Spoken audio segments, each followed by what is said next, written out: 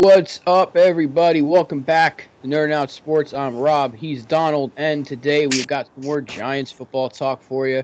The Giants made some moves. Nice. The Giants have made some moves recently.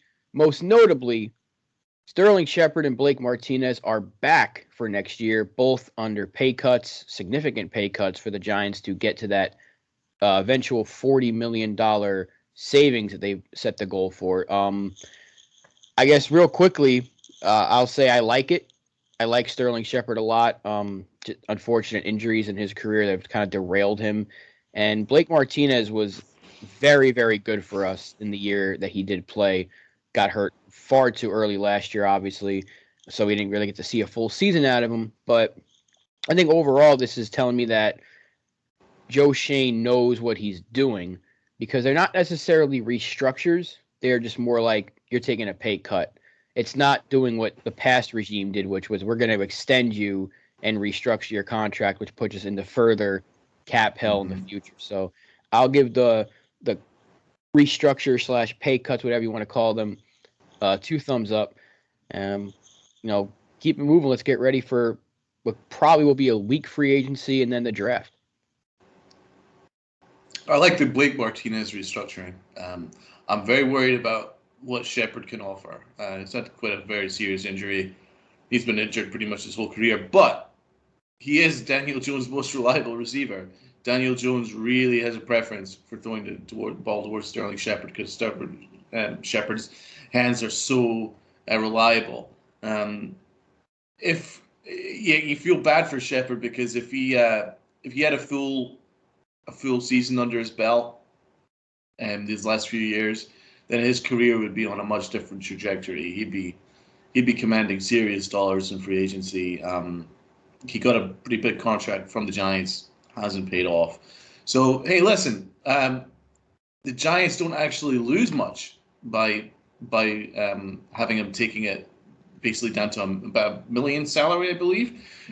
So when you factor in dead cap and all that stuff, there's really no loss. So they've actually gained they kept a hold of a really good player. Plus, they got the cap right down. So that's a no-brainer. Good job, Shane. Blake Martinez I'm excited about. But that still doesn't preclude the Giants from needing to address inside linebacker in the draft in the higher rounds. There's a couple of ones that I really, really like that we'll be going into when we go and do our draft pod. But I think that we need to attack inside linebacker in the draft in some way, shape, or form. But Blake Martinez he was our most reliable defender, most reliable linebacker, and he's a leader. He's a leader of the defense. So you got to keep a hold of him. He's a good tackler, one of the best tacklers we've had in a while. And he's a solid coverage linebacker. So I'm all for it. I think that'll be fine. I just hope that again he recovers because those are two serious injuries that they've recovered from. So I don't really quite know where they're at in terms of rehab. We'll obviously find out closer to camp. But no, two thumbs up. No problem with them. I have no issue with the cuts. Do you guys have any issues with the cuts with Dixon and Booker? No, I mean we pretty much knew they were going to be gone, especially with the uncertainty with Barkley. Booker was pretty much out the door. Dixon had to go, and Caden Smith has been underutilized, and he's also had injury issues as well. So it made sense that he was cut. So the Giants are close to that $40 million goal. Bradbury's probably next on the list. Whether he gets traded or cut remains to be seen, but he is more than likely the next one. And I think with the league year technically starting tomorrow, I think with a 2-day negotiating period, we'll see a move happen very, very soon with him. But let's talk draft for a second here. Let's talk draft for a little while, specifically the first round, because the Giants have picks 5 and 7, of course. They've put themselves in a really good position to speed up the rebuild of this roster a little bit, having 2 top 10 picks. Prime picks here with a very loaded draft class. Mm-hmm. I'll ask you, what are your preferences for the Giants position-wise. And if you want to bring up a player, that's fine. Go ahead and do it. At pick number 5, what is your preference for the Giants to do? Best player available, draft for need, maybe even a trade down. What are you thinking? I think at 5, I 100% take best player available. Because I have a very good chance, I have a fairly good feeling that, for instance, there's a chance that Malik Willis maybe he goes up into the top 5, maybe a team, maybe there's a trade that happens above us, team that desperately needs a quarterback, selects Willis, and that means that one of the best edge rushers or tackles drops to us. So, there's a chance that maybe Ikemba Kwonu drops to us, and if he does, you do it. Possibly Evan Neal. I don't think Evan Neal will drop as low as where we are, but you don't know. Thibodeau he's a wild card option. We desperately need an edge rusher, and in fact, if I was to have a preference, I'd probably go edge rusher. But I think if Ekwonu was available, I think it'd be very hard to not select that. I think he's the best tackle that could be available at that time, and you'd be lucky if he drops even that low to where we're at. So I would go probably that, but I'd keep an eye out for Thibodeau. Hutchinson won't drop as low as we're at. He'd be a dream, obviously. Those are the kind of names that I'm looking for. At 7, that's where I would be interested in possibly trading down and collecting some picks in the middle rounds. There's some really nice talent there in the 3rd round that you can get. We need a lot of picks. We've got a whole lot of holes. There's a bunch of things that we need to do, especially considering our cap situation. So a bunch of picks would be handy. So, maybe at 7, I would be willing to drop down, not too low, maybe down into the 12 range, maybe the 13, 14 range. Then you collect 2-3 picks in the middle rounds. Then you're laughing really. But that's where I would consider. Otherwise, if we hold fast, then you maybe go David Ojabo of Michigan.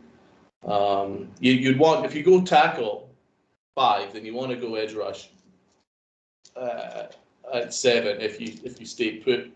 So maybe Trayvon Walker or Ojabo, something like that,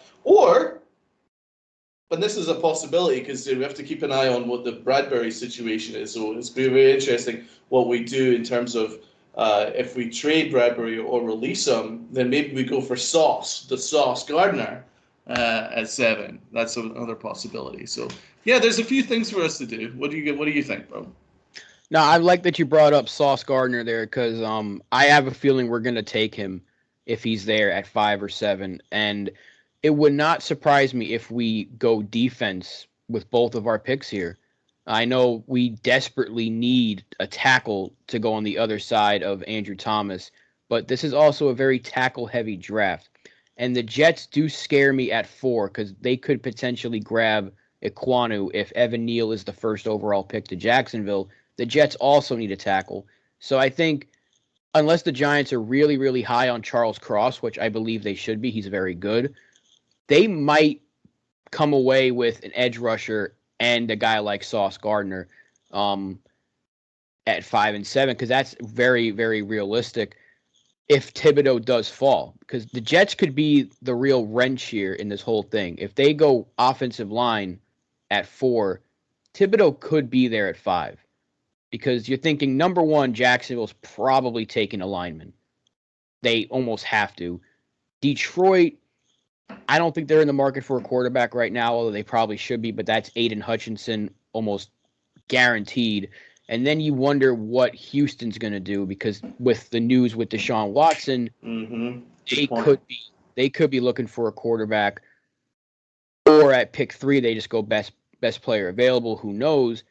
And that's where the Jets come in. So the Jets could have a pick of some really, really good players, but they need secondary help. They need a lineman. They need an edge rusher, just like we do. So the Jets are really going to be, I think, the catalyst in who falls to 5.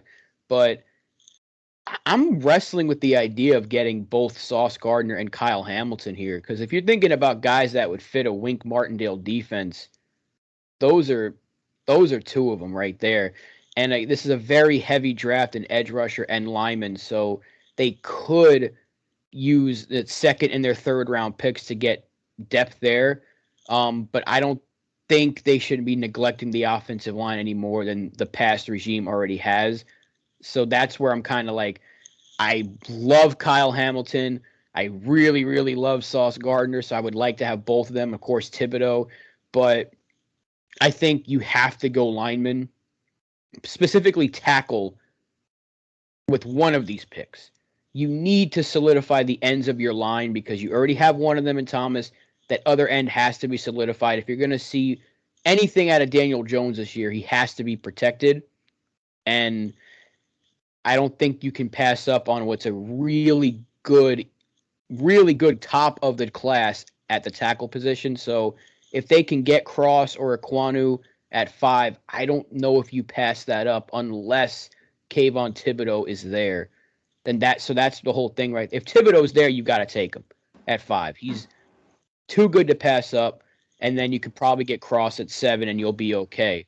But if Thibodeau's off the board and you can get Ike Ekwonu at 5, you take him. I don't think you can pass up that position. Do you have any issues with Thibodeau? There's been some questions around him that he's not all in on football. Now, he's denied that, but there has been some questions about whether he would, he's completely all in. It was interesting that, he actually had a tremendous workout. Like he had a tremendous combine. From what I hear, like he was super fast for someone of his position. But he also then just kind of was like, all right, I'm done, and he didn't do any more of the combine. He kind of just stopped halfway through, and he said, I've done more than enough. Do you have any issues with that, or do you think you just go for it? You just watch his tape and you see what he does. It'd be the second year in a row that people are saying that about a Giants pick. People are saying about Kadarius Toney, oh, he likes to rap, so he doesn't really care about football. But he was by far our most talented player when he was out there last year. So I don't think that'd be much of an issue. If he's there, if Thibodeau's there at 5, you know what you're getting with him. And you're going to pair him up with Ojulari, and that's a pretty darn good group to have when you're rebuilding a defense and rebuilding a team, is to have those 2 on your edges. That's a defensive coordinator's dream, because now Wink Martindale, even though he likes secondary, he also likes the blitz. You need edge rushers to do so, and you're going to have a pretty solid duo with Ojulari and Thibodeau, assuming he's there at 5. So I don't have any issue with it. His tape speaks for itself. You know what you're getting with him. He was the consensus number 1 pick until, Hutchinson was being talked about the way he is now. So I don't know if people are just trying to knock his character, maybe in some sort of weird scenario just to get him to fall a little bit, because it happened a little bit last year. Well, like Laramie Tunsil? Like they did with Laramie Tunsil? Which still bothers me to this day that he fell into our lap and we took Eli Apple, but that's another. I'll never forgive. But no, it happened last year too with Michael Parsons. They were kind of knocking his character a little bit with past issues, and he fell. And again, the Cowboys got themselves a legitimate threat, like a scary, scary good player on defense for years to come. So it's true. I don't think that something like that should hinder a player being taken 5. If he's on the board, you cannot pass him up. But I just don't think he will be there. I feel like he's going to be gone in the top 4. But you don't have an issue about safety, considering that's probably the one position where we don't desperately need someone in the top 10. Considering we've got Ryan for one more year anyway, we've got McKinney, which we've already spent a second rounder on. You could put you can there's some options there that probably a lot cheaper because do you want to use a premium pick for safety? You talk about Kyle Hamilton. He can play anywhere though. Like he's an all around. He's a Swiss Army knife. Right. He's very very good, and he would fit Wink Martindale's defense like a glove. That's why I feel like if he's there at 7, which I don't know if he will be or not, and if they have a choice between him and Sauce Gardner at 7, assuming they take a tackle at 5, it's a good problem to have because you're getting either way a really good player, and they can always move Logan Ryan to play corner a little bit. Love can always play corner as well. We I saw like him. Jordan Love. Yeah, I do like him. Yeah, Julian Love can play cornerback easily. He did it for us a couple of years ago towards the end, and he was good. And he's an underrated player, Love. So I think that you can use him, and that's the thing, versatility. McKinney can play multiple positions. Logan Ryan can play multiple positions, and Kyle Hamilton can do the same. And when you're trying to get a defense going with the new look with Wink Martindale brings, that's a tongue twister. What he brings to the table, to have a few guys in there that can move all over the place and give different looks to an opposing offense, that is a very good thing. So if Kyle Hamilton's there, I would not be upset if we grabbed him. I have a preference. That's lineman and edge rusher at 5, okay, assuming we don't trade down. But if Kyle Hamilton were to be taken, I'm not going to complain at all because he is a hell of a player. Is there any, like for instance, if we used my possibility where you trade down, is there an immediate target that you would love to go after in the middle to late rounds of the first round if we traded down? I don't know if he'll fall that far, but I do like Karlaftis, the edge rusher. Yeah. I also really like Ojabo as well, and that's a guy that could be a prime pick if we do trade down, similar to what we did last year. We moved from 11 to like 20. So if we do something similar to that, Ojabo in kind of the middle of the first round would be a good pick. This is a good tackle draft as well, but I do think that we'll have that figured out. I think if we trade down, it's going to be pick 5, to be honest, because Carolina is that team that everyone's worrying about, right, that could take a quarterback. So if you're going to trade down, it's probably be pick 5. There's a couple of guys to keep an eye out on in the middle to late round. So Charles Cross, I think, will be kind of late first. I doubt he drops to the second round entirely. Do you? No, I don't see it at all. Top 10, you think he's top 10? Yeah. I don't know. I think he's probably middle to late. I think you'd probably get him in the 20 range, maybe 15, 20. Tyler Linderbaum, that would be someone to target in the middle to late. He's probably the best. Well, he's a center, but he's probably going to be the best interior offensive lineman that's going to be in the draft. I think he's unbelievable talent. So I would keep an eye out on Tyler Linderbaum. And then there's some really nice linebackers, which I'm a huge fan of. So there's, for instance, Devin Lloyd of Utah. I quite like Lloyd. I think he's solid. So there's some names there to keep an eye out on. And Georgia has some real talent that I would love to draft. Anybody that you kind of think that you quite like from that list? Linderbaum's the interesting one because a lot of people felt like the Giants at 5 and 7 should go tackle and then Linderbaum no matter what. I do not want them using both of those picks on offensive linemen. I just don't think it's necessary. But if they come away with Linderbaum after trading down, you got center solidified. You have your left tackle, so now it's just figure out the rest of the line. We did sign a tackle recently from Tampa. I can't remember exactly his name is, but I don't know if he's going to be starting or competing for the job. We'll remain to see.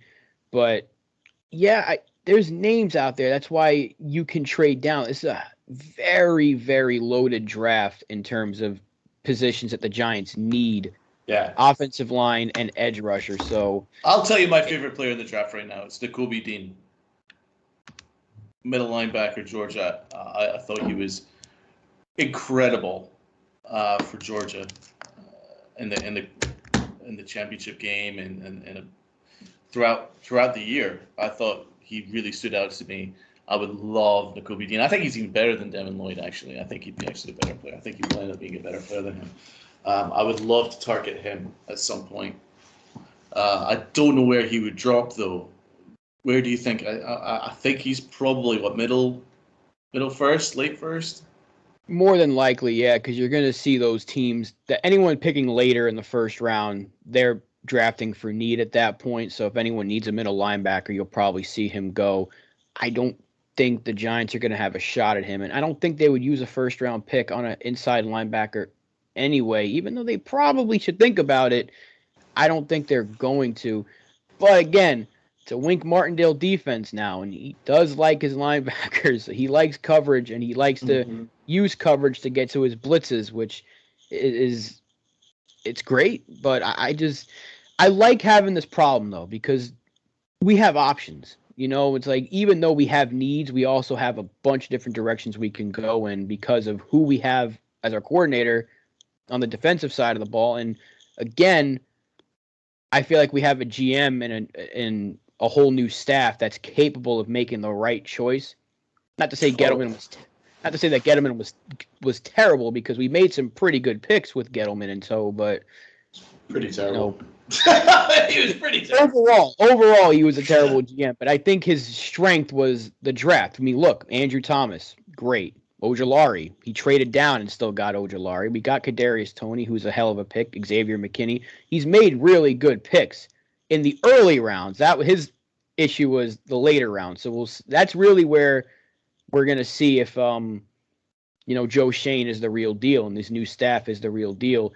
Is if they can get something out of these, middle to later round picks. Because we didn't get that from Gettleman. It's easy to find talent in the first round because that's why you're a first round pick. But it's where you get to like the third and later on, that's where you kind of see who's better in terms of scouting and all that. So luckily it's a loaded draft. It's a really good draft class with I think everything except for the quarterback position. This is a pretty loaded draft class. I don't know. I really like Willis. Willis had an excellent workout. He did. We also saw a lot of people are pointing out the Senior Bowl and stuff like that, and the Giants love those Senior Bowl quarterbacks because then Kyle Lauletta and Davis Webb should have been superstars. So yeah, well, I'm going to beat the drum that we don't have our answer at quarterback, and if you're lucky enough to have 2 picks in the top 10. Any other draft, you would seriously consider using that on a quarterback because there's a reason why you're picking in the top 10, right? But there's a lot of... They still could. I mean, that's not out of the possibility. They kind of opened the door to that. They didn't... There's the rumor that Jones's option won't be picked up, which it shouldn't. And Joe Shane said he's our quarterback right now. For now, yeah. Which always leaves, the open to interpretation conversation, but I think he's the quarterback this year, which I think that's something we should get into in another future episode. Yeah, okay. But I won't dismiss the chance that they go quarterback with pick number 7 or pick number 5. I won't dismiss it. I wouldn't prefer it, but I would not say it's out of the question. It's not going to happen at all because again, it's a new regime. They could be like, yeah, we want to see what we have with Jones, but we also really like Malik Willis, and he's there at 5, then maybe you don't pass him up. It's interesting that Shane was really gung-ho about Daniel Jones in his initial press conference. And every question was Daniel Jones, Daniel Jones, Daniel Jones, Daniel Jones. And he really seemed really interested in him. And it's interesting that he went from so gung-ho to the most recent time he was asked about him to being kind of like, well, he's a quarterback for now. Do you think there's a chance that maybe he's seen Daniel Jones up close and he's thinking, or do you think he's just hedging his bets? Well, you have to be aware of his injury. We know that he's supposed to be ready to go by the start of next season, but that's a scary thing when you're dealing with the neck. He hasn't been very good Oh, at all the last 2 years at least. He had a really solid rookie year, but then since then he's had a significant decline. So any smart GM would look at every single option that he has at his disposal, especially when he's got a new coach. So maybe they went to the scouting combine. They said, we really got to consider this if we feel like Willis, because that's the top quarterback in this class to me is Willis. If that's their guy, then you can grab him at 5 and then maybe get him a tackle at 7. And then you just, you solidify the rest of your defense potentially. And, that third round, you have 2 picks as well. So there's a lot of options that they can take there, a lot of routes they can take. Again, it could have been that scouting combine. They could have said, if he's there at 5, which he very well probably should be, the Giants might have to take that shot. If you're not going to bring back Jones for his 5th-year option, maybe there's a team out there that needs a quarterback that's willing to give up maybe like a middle-round pick, similar to what the Jets got for Darnold. If that's on the table, look, you might have to consider it. You get your quarterback with this new regime. Okay, Joe Shane, Brian Dable, they're starting new quarterback. You pretty much wiped the slate clean from the past regime with what they did, and you're going to go forward for the next at least 4 years with that guy at quarterback, and you're going to have his left tackle in Thomas. You probably get his right tackle at pick 7. He's got weapons. And we'll see what happens. I wouldn't dismiss it, though. I wouldn't. Again, it's like I said with earlier with taking.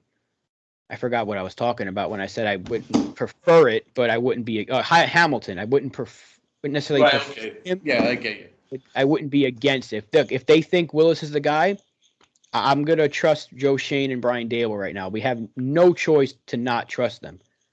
All I ask is that they do their homework, because you would.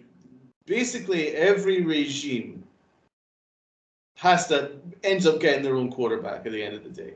Every new regime tends to get their own quarterback at the end of the day, unless they're inheriting an all-pro quarterback.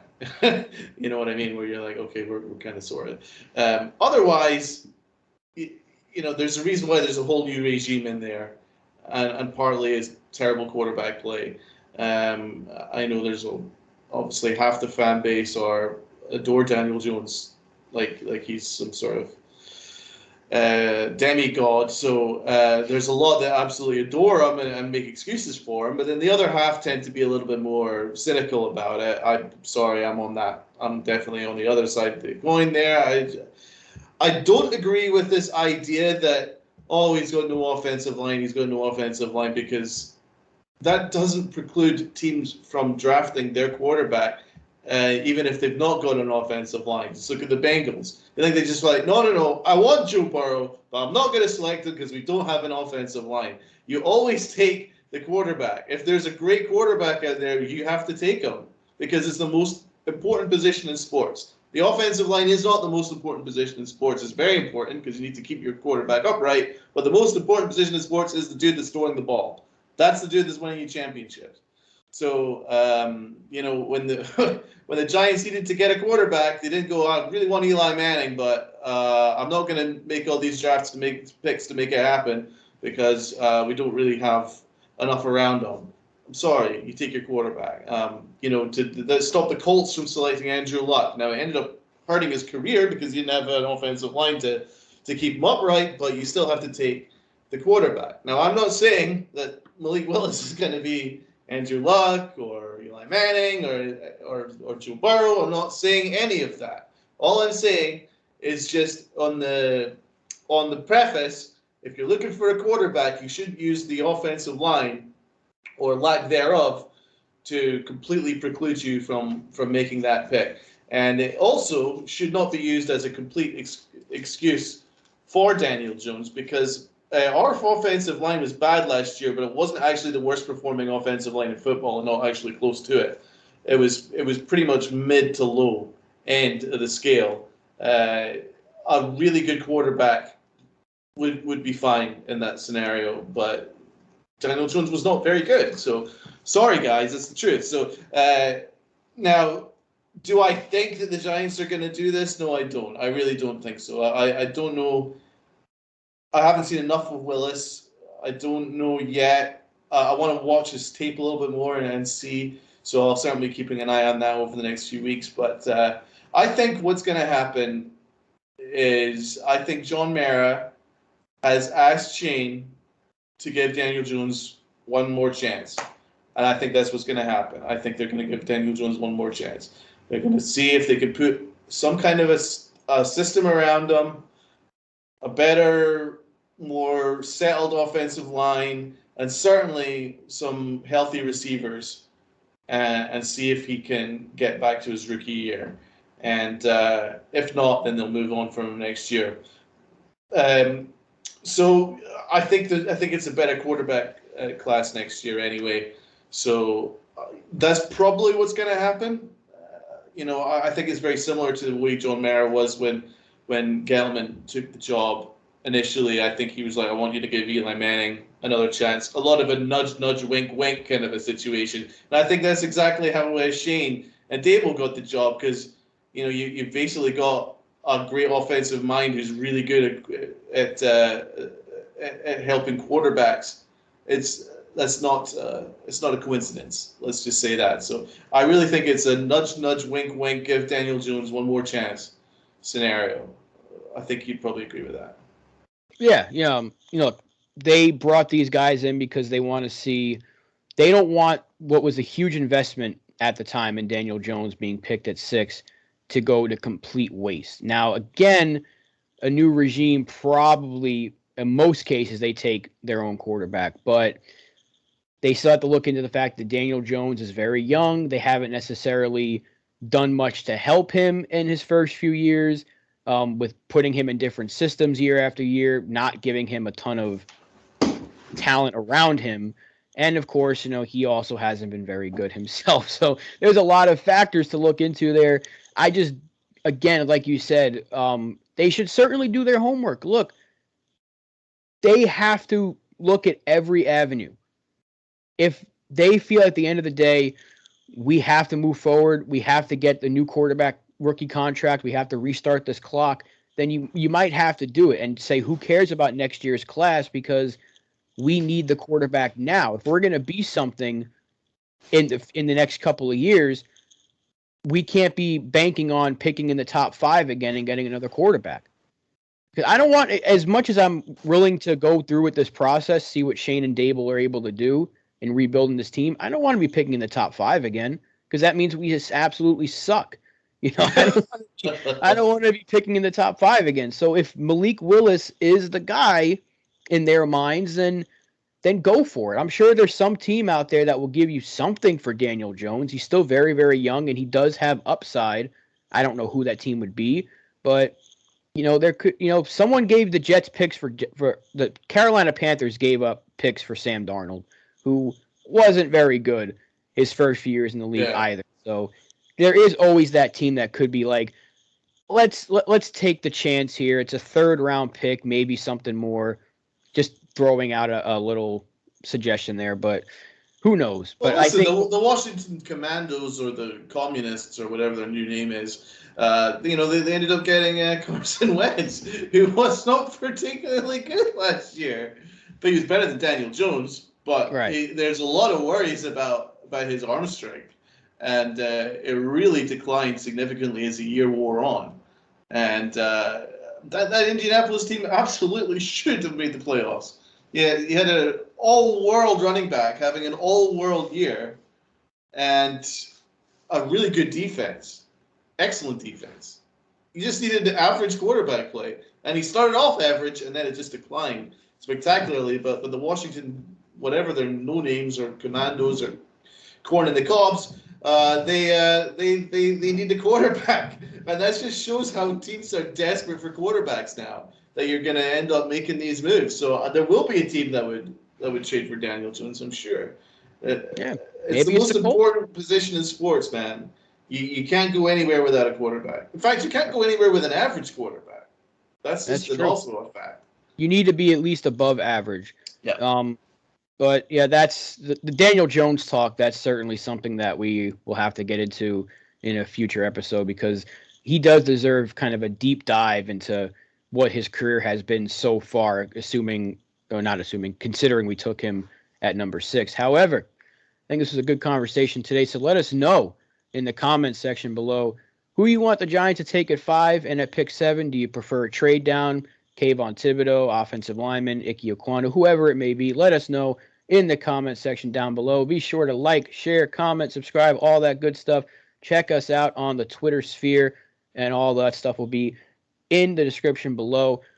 Make sure you're listening to us on sportinarium.com/player on Sportswire Radio and the Northeast streaming sports channel on Roku. So you can check us out on multiple avenues. Nerd Out Sports. We are everywhere, and we are happy to be doing it. So, once again, thank you for watching. We will see you all very, very soon. Let's go, Giants. Let's go Peace Blue. out. Peace out.